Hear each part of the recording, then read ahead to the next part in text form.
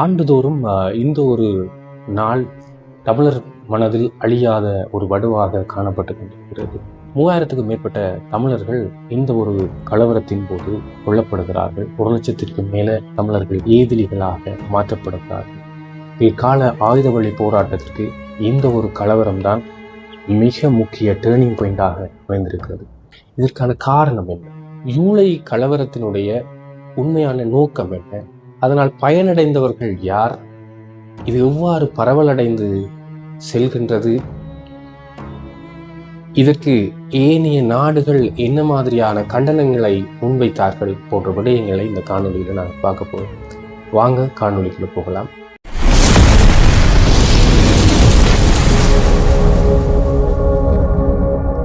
ஜூலை மாதம் 23ஆம் தேதி யாழ்ப்பாணத்தில் புலிகளால் ஒரு தாக்குதல் நடைபெறுகிறது. இந்த தாக்குதலில் 13 இராணுவத்தினர் உயிரிழக்கிறார்கள். இவர்களுடைய உடல் கொழும்பு பொருளை கணத்தை என்ற மயானத்தில் அடக்கம் செய்வதற்கான ஏற்பாடுகள் எல்லாம் செய்யப்படுது. இந்த அடக்கம் செய்யப்பட இருக்கக்கூடிய அந்த வேளையிலே சில அசம்பாவிதங்கள், ஒரு கலவரம் ஏற்படுவதற்கான முன் ஆயத்தங்கள் இடம்பெற்றதாகவும் பதிவு செய்யப்பட்டிருக்குது.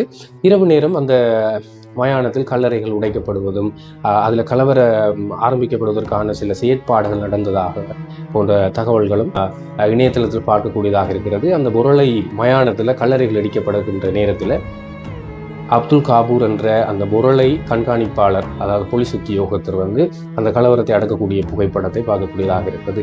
இந்த சம்பவம் தான் ஜூலை கலவரத்தினுடைய அஸ்திவாரமாக, ஆரம்ப புள்ளியாக அமைந்து காணப்படுது. இதற்கு பிறகு பொருளையில் ஆரம்பிக்கப்பட்ட இந்த கலவரம் பொருளை பேருந்து தரிப்பிடம் அதிலிருந்து கொஞ்சம் கொஞ்சமாக விரிவடைந்து போகின்றது. போக்குவரத்து மற்றும் வர்த்தக தொடர்பு அதிகமாக காணப்பட்டதுனால கொஞ்சம் கொஞ்சமாக விரிவடைந்து கொழும்பு மாவட்டத்தில் இருக்கக்கூடிய முக்கியமாக தமிழர்கள் வசிக்கக்கூடிய இடங்களுக்கு அது பரவலடைது. தெஹிவளை, மட்டக்குழி, வெள்ளவத்தை போன்ற இடங்களுக்கு கொஞ்சம் கொஞ்சமாக அது பரவலடைது. இதனுடைய பிரதானமான நோக்கம், நாங்கள் தமிழர்களை கொள்வோம் என்ற அந்த கோஷத்தோடு இந்த கலவரமானது ஆரம்பிக்கப்பட்டிருக்கிறதாக பலர் நேரடியாக தங்களுடைய கருத்துக்களையும் பதிவு செய்திருக்கிறார்கள். மிக முக்கியமாக பேருந்துகளில் செல்லுகின்ற பொழுது தமிழர்களை தேடி தேடி வெறியாட்டத்தோடு கொலை செய்தார்கள், மிருகத்தனமாக நடந்து கொண்டார்கள் போன்ற கருத்துக்களை பார்க்கக்கூடியதாகவும் இருந்தது.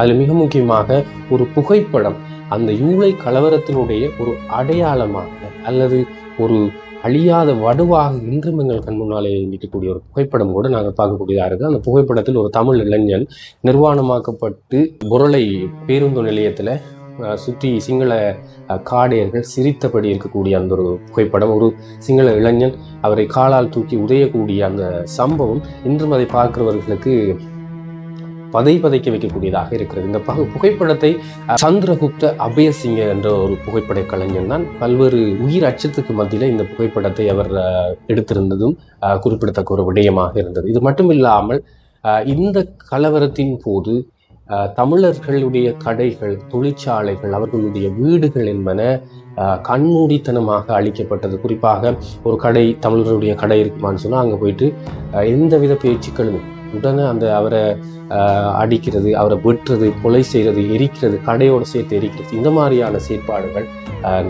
நடந்ததை காணக்கூடியதாக அல்லது பார்க்கக்கூடியதாக, இன்றுமே வாசிக்கக்கூடியதாகவும் வரலாற்று செய்திகளாகவும் இன்றும் காணப்படுகிறது. அது மட்டும் இல்லாமல் 3000க்கும் மேற்பட்ட தமிழர்கள் நாடலா வீதியில் கொல்லப்பட்டிருக்கிறார்கள். 1,00,000க்கும் மேல தமிழர்கள் இடம்பெயர்ந்து சென்றிருக்கிறார்கள். தங்களுடைய வீடுகள், நிலங்கள் பறிக்கப்பட்டு அனாதைகளாக்கப்பட்டு குழந்தைகள் உட்பட, முதியவர்கள் உட்பட அனைவரும் கொல்லப்பட்டிருக்கிறார்கள். பெண்கள் கற்பழிக்கப்பட்டிருக்கிறார்கள். இந்த கலவரத்தில் மிக முக்கியமான ஒரு கட்டமாக இன்னும் சில கலவரக்காரர்கள் என்ன செய்கிறார்கள் என்றால், வெளிக்கடை சிறைச்சாலையை முற்றுகையிடுவதற்காக திட்டமிட்டபடி உள்நுழைவதை பார்க்கக்கூடியதாக இருக்கும். அந்த சிறைச்சாலையில் டெலோ அமைப்பைச் சேர்ந்த குட்டிமணி, தங்கதுரை, ஜெகன் போன்ற அரசியல் கைதிகள் மற்றும் ஏனைய தனிநாடு கோரக்கூடிய அரசியல் கைதிகள், ஏனைய தமிழ் கைதிகள் அந்த இடத்தில் 2 பகுதிகளாக வைக்கப்படுகிறார்கள். அதாவது சிறைச்சாலையை பொறுத்தவரை வெளிக்கடை சிறைச்சாலை உயர் பாதுகாப்பு கட்டுப்பாட்டுக்குள் காணப்படும். குறிப்பாக வெளியில் இராணுவமாக இருக்கலாம், உள்ளுக்குள்ள சிறை அதிகாரிகளாக இருக்கலாம். இப்படி பல காவலுக்கு உட்பட்டு இருக்கக்கூடிய சிறைச்சாலை எப்பொழுதுமே இந்த தமிழ் அரசியல் கைதிகளுக்கு, குறிப்பாக போராட்ட காலத்தில் இருக்கக்கூடிய, போராட்ட காலத்தில் இருந்து வந்த தமிழ் அரசியல் கைதிகளுக்கு டிவி பார்க்கறதுக்கோ இல்லைன்னா பத்திரிகை வாசிப்பதற்கோ புத்தகங்கள் வாசிப்பதற்கோ போன்ற அனுமதிகள் வழங்கப்படாது. அவர்கள் மிகவும் தனிமைப்படுத்தி வைக்கப்பட்டிருப்பார்கள். அப்படி இருக்கப்பட்ட அந்த அரசியல் கைதிகள் அவர்களுடைய பாதைகள் திறக்கப்படாமலே இருக்கும், அவர்களுடைய கதவுகள் திறக்கப்படாமலே இருக்கும். ஆனால் இந்த சம்பவத்தில் அவருடைய கதவுகளை அந்த சிறைச்சாலை அதிகாரிகள் திறந்துவிட்டு அதன் பின்னர் அவர்களுடைய கொலை மிக கொடூரமாக அரங்கேறப்படுது. அதாவது அந்த கதவு திறக்கப்பட்டதற்கு பிறகு இப்படி ஒரு சம்பவம் நடைபெறும் என்று எந்தவித ஆயத்தமும் இல்லாமல் இருந்த இந்த தமிழ் கைதிகள் எதிர்த்து தாக்க முடியாத ஒரு சூழலில் தள்ளப்படுகிறார்கள். அந்த அளவுக்கு அவர்களை கொலைவரி தாக்குதலில் அடித்து இரத்தம் வடிய இழுத்து கொண்டு வெளியில் கொண்டு வந்து போடுகிறார்கள். இதன்போது குட்டிமணி, ஜெகன் ஆகியவர்களுக்கு மரண தண்டனை விதிக்கப்பட்டிருந்தது. அவர்களுடைய இறுதி ஆசையாக தங்களுடைய கண்களை ஈழத்தில் வசிக்கக்கூடிய கண்ணில்லாத ஒருவருக்கு வழங்க வேண்டும், அந்த கண்ணினூடாக மலர இருக்கும் ஈழத்தை நான் பார்ப்பேன் என்ற ஒரு கருத்து அந்த சிறைகைதிகள் மத்தியில் தெரிந்த ஒரு விடயமாக இருக்கும். இதன் காரணமாக ஜெகன், குட்டிமணி போன்றவர்களுடைய கண்கள் தோண்டி பிடுங்கப்பட்டு அவர்கள் மிக கொடூரமாக அவர்களுடைய உடலை கிழித்து அவர்கள் கொலை செய்யப்பட்டார்கள். இந்த கொலையின் பிறகு அவருடைய இரத்தங்கள் அந்த சிங்கள காடியர்களால் குடிக்கப்பட்டு தாங்கள் மிக கொடூரமான கொலைவரி மிருகங்கள் என்று அந்த இடத்திலே தங்களை பதிவு செய்திருக்கிறார்கள். அது மட்டும் இல்லாமல் அங்கிருந்த பல கைதிகள் அன்று கொல்லப்பட்டார்கள். தொடர்ந்து 2 நாளாக இந்த கலவரமானது அந்த சிறைச்சாலையில் நடைபெற்றிருக்கிறது. அந்த சிறைச்சாலையில் இந்த கொலைவரி தாக்குதலில் ஈடுபட்டவர்களுக்கு விருந்து உபசாரங்கள் செய்யப்பட்டிருக்கிறது. இராணுவம் அந்த சந்தோஷத்தை வெளிப்படுத்துவதற்காக சிறைச்சாலைக்கு உள்வந்து வானத்தை நோக்கி சுட்டு தங்களுடைய சந்தோஷத்தை, ஆதரவை கொலைகாரர்களுக்கு தெரிவித்தார்கள் போன்ற பதிவுகளை பார்க்கக்கூடியதாக இருந்தது. இதில் இன்னும் ஒரு முக்கியமான விடயம் பார்த்தீங்க அப்படின்னா, மயில்வானம் என்ற ஒரு சிறுவன் அந்த சிறைச்சாலையில் காணப்படுகிறான். அந்த சிறுவன் இந்த இப்படியான ஒரு சம்பவத்தில் பயந்து நடுங்கி ஒளிந்திருக்கக்கூடிய சூழல அமிர்தன என்ற ஒரு சிறைச்சாலை காவல் அதிகாரி அவனை இழுத்து கொண்டு வந்து அவனுடைய குரல் வலையை அறுத்து கொலை செய்தார் என்ற சம்பவம் கூட பிற்காலத்தில் பதிவாகியது.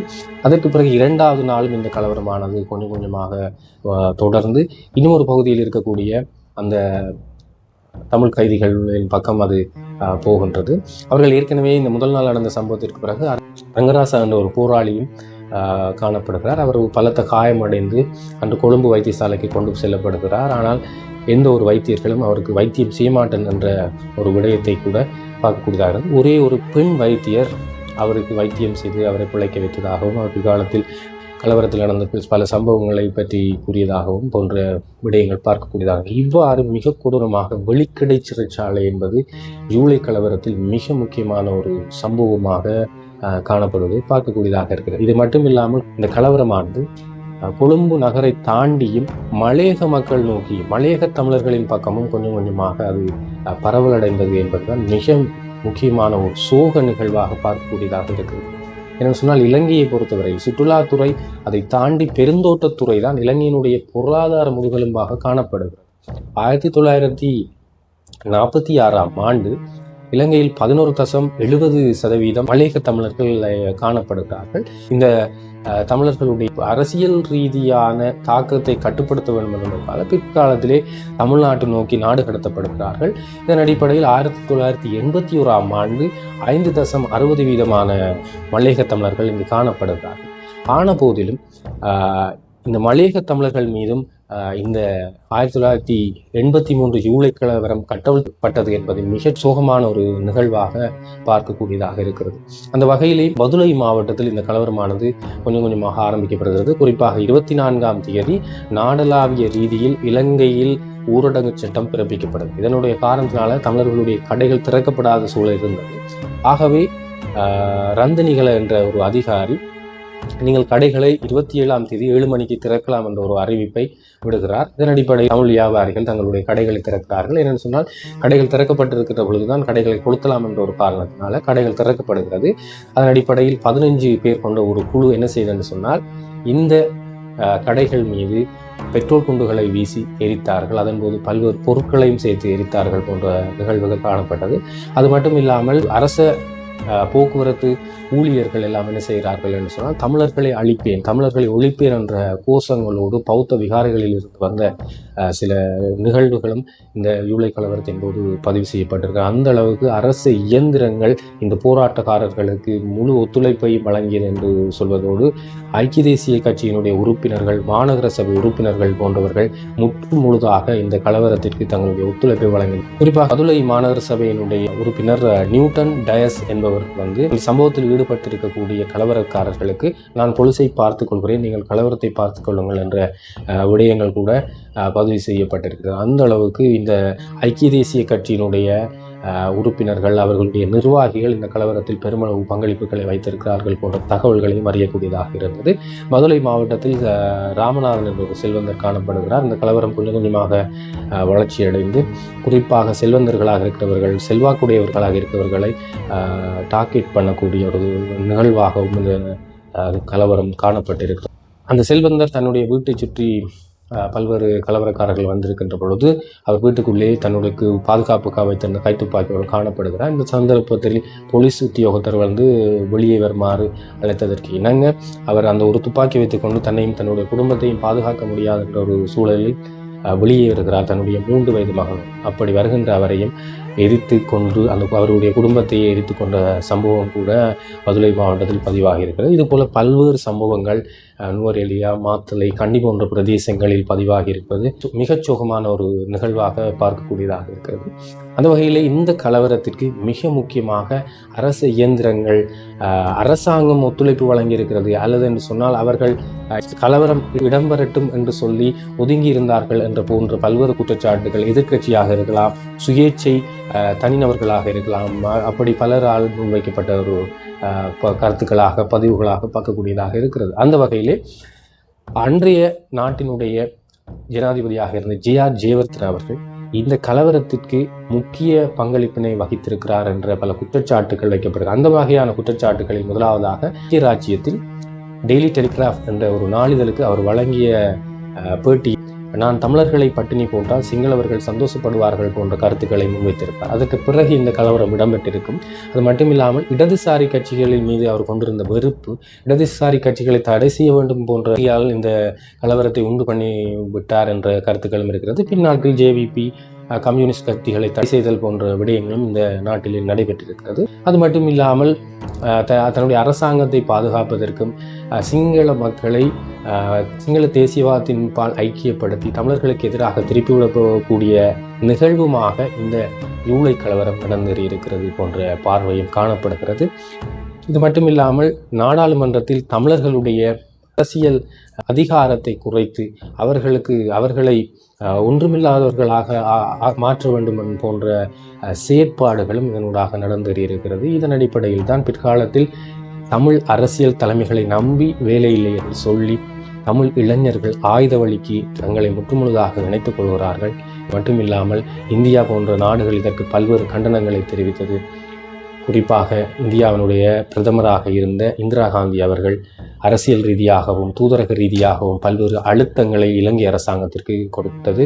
அது மட்டும் இல்லாமல் அம்னஸ்டி இன்டர்நேஷனல் மற்றும் மனித உரிமைகள் காப்பகம் இந்த இனக்கலவரத்திற்கு அரசாங்கத்தினுடைய மெத்தன போக்கே காரணம் என ஆவணங்கள் போன்றவற்றை சேகரித்து அரசாங்கத்திற்கு மிகுந்த கண்டனத்தை தெரிவு செய்தது. இதன் அடிப்படையில் உலக நாடுகள் மத்தியில் இந்த கலவரமானது மிகவும் பரவலாக்கப்பட்டது. அது மட்டுமில்லாமல் பல இலங்கை தமிழர்கள் உலக நாடுகளுக்கு இடம்பெயர்ந்து சென்றார்கள். குறிப்பாக இந்தியாவில் முகாம்களில் தஞ்சமடைந்தார்கள். அது மட்டுமில்லாமல் Canada, German, Australia, France, Switzerland இந்த மாதிரியான நாடுகளுக்கு இடம்பெயர்ந்து அல்லது தப்பியோடி சென்றார்கள் என்று சொல்லலாம். அப்படி இருக்கக்கூடிய அந்த ஒரு இனக்கலவரம் அல்லது இன சுத்திகரிப்பு இலங்கையில் நடந்தேறியிருக்கிறது. இதன்போது பல்வேறு சிங்கள மக்கள் தமிழ் மக்களுக்கு ஆதரவாக தமிழர்களை பாதுகாக்கும் நோக்கோடும் அவர்கள் தங்களுடைய உயிர்களையும் துறந்தார்கள் போன்ற தகவல்களும் இந்த மண்ணிலே காணப்படுகிறது. ஏதாவது குறைகள் இருந்தால் சுட்டிக்காட்டுங்கள். தொடர்ந்து இன்னும் ஒரு காணொலியில் சந்திப்போம். நன்றி, வணக்கம்.